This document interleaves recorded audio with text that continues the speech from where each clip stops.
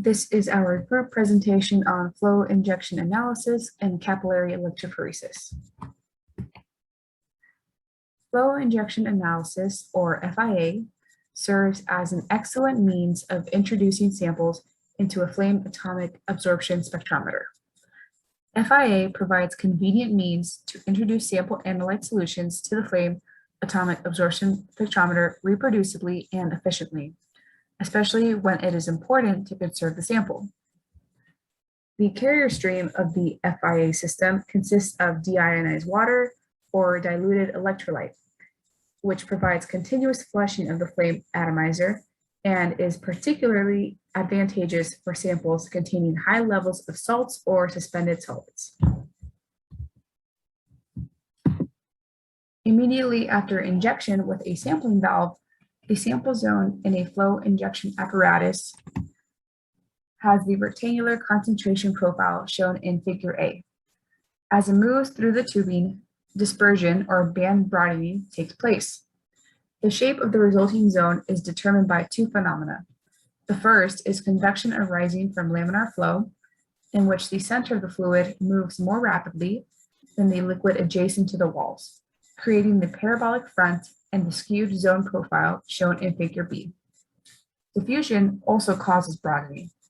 Two types of diffusion can, in principle, occur: radial, which is perpendicular to the flow direction, and longitudinal, which is parallel to the flow.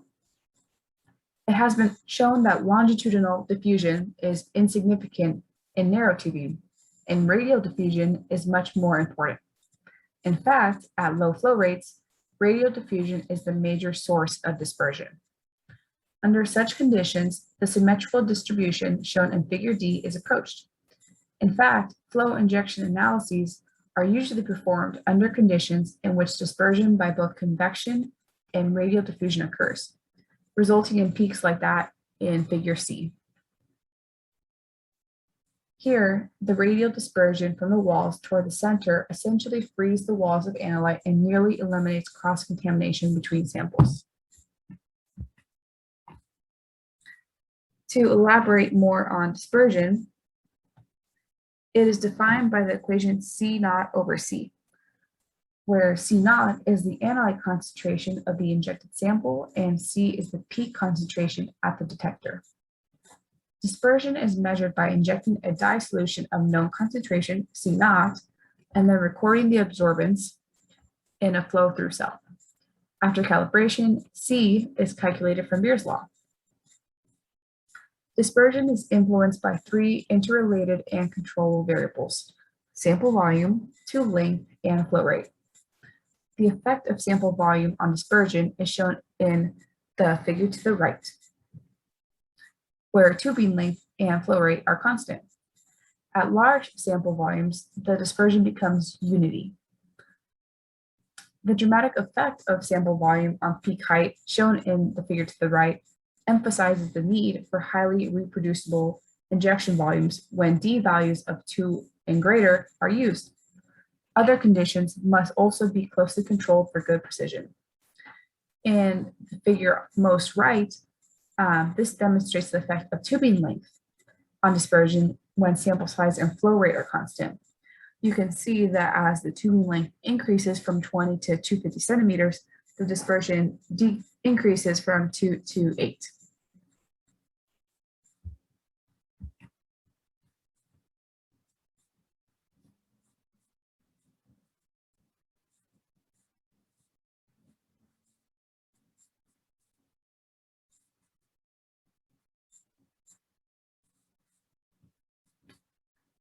Now to transition to talking about capillary electrophoresis, or CE. CE yields high-speed, high-resolution separations on exceptionally small sample volumes, about 0.1 to 10 nanoliters, in contrast to slab electrophoresis, which requires samples in the microliter range. Additionally, the separated species are eluted from one end of the capillary, so quantitative detectors, similar to those found in high-performance liquid chromatography, can be used instead of the cumbersome staining techniques of slab electrophoresis.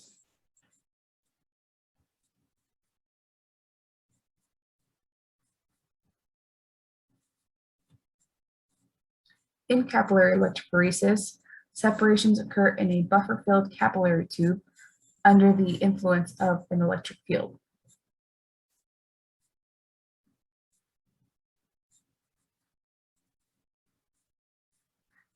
The capillary in capillary electrophoresis consists of a buffer-filled fused silica capillary, typically 10 to 100 micrometers in internal diameter and 30 to 100 centimeters long.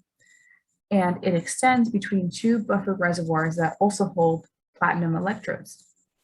Like the capillary tubes used in gas chromatography, the outside walls of the fused silica capillary are typically coated with polyamide for durability, flexibility, and stability. The sample is introduced at one end and detection occurs at the other. A voltage of 5 to 30 kilovolts DC is applied across the two electrodes.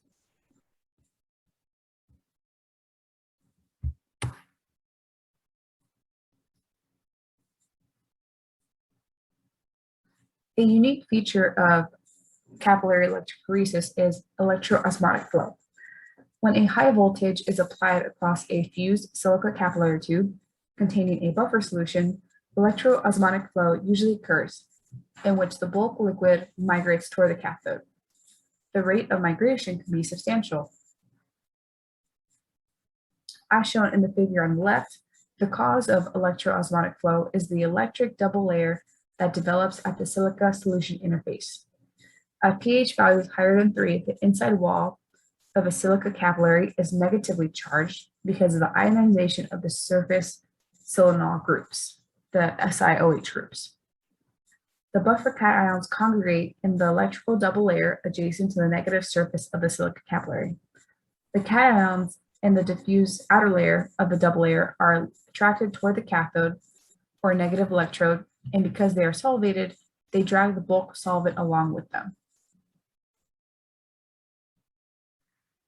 And just a side note, the most common used detection method in CE is absorbance measurement with UV light.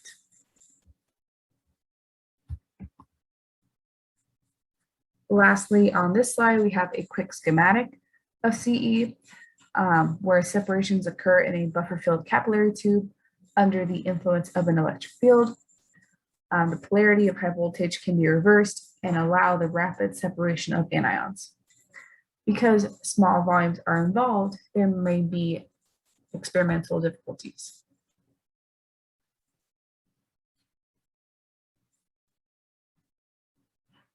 Therefore, injection and detection volumes must be on the order of a few nanoliters or less.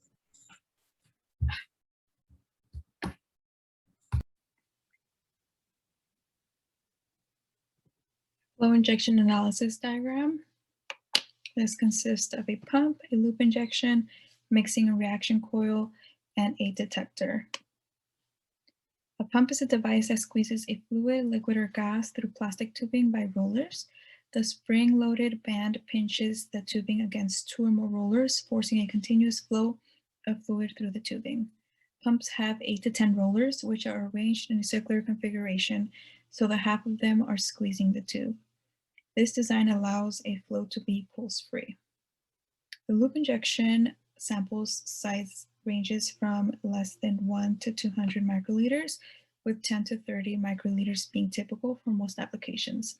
In order to have a successful analysis, it is important to inject the solution rapidly as a pulse or plug of liquid.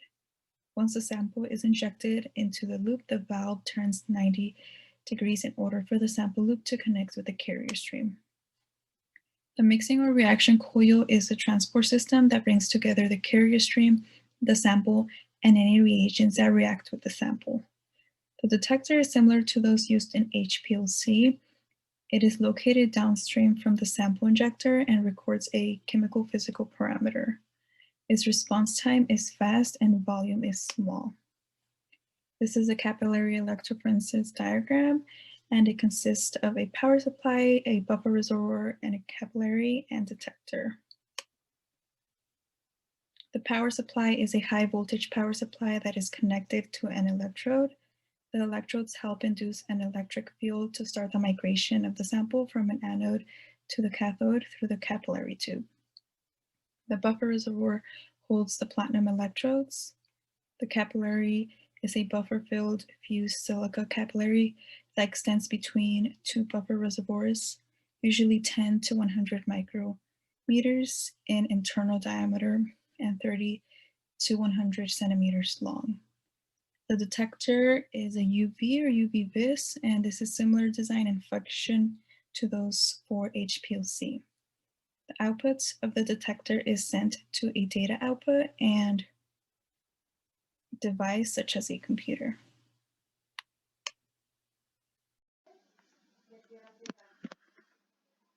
So now we're going to talk about the applications of the flow injection analysis. So one of the applications is determining the sulfites in food and beverages. This helps stabilize color and inhibit discoloration, meaning that it will improve the appearance of flavors of foods during preparation and distribution. Another major application of the flow injection analysis is pharmaceutical applications, which shows the drug quality or purity. Also, it's a non-invasive detection of pharmaceutical compounds in a human body or urine. Now, an application of the capillary electrophoresis is forensics, pharmaceutical analysis, biomedical, or industrial analysis. In regards to forensics, it's considered fast, sensitive, and reliable detection. Now, for pharmaceutical analysis, it's used for chiral separation to determine the toxicity and pharmacokinetics. As for a biomedical application, it's used for diagnostic methods and identifying drugs. And for its last major application of the capillary electrophoresis is the industrial analysis, which is used to analyze products such as food, additives, natural nutrition, and detergents. Now we're going to be talking about the advantages of the FIA-CE.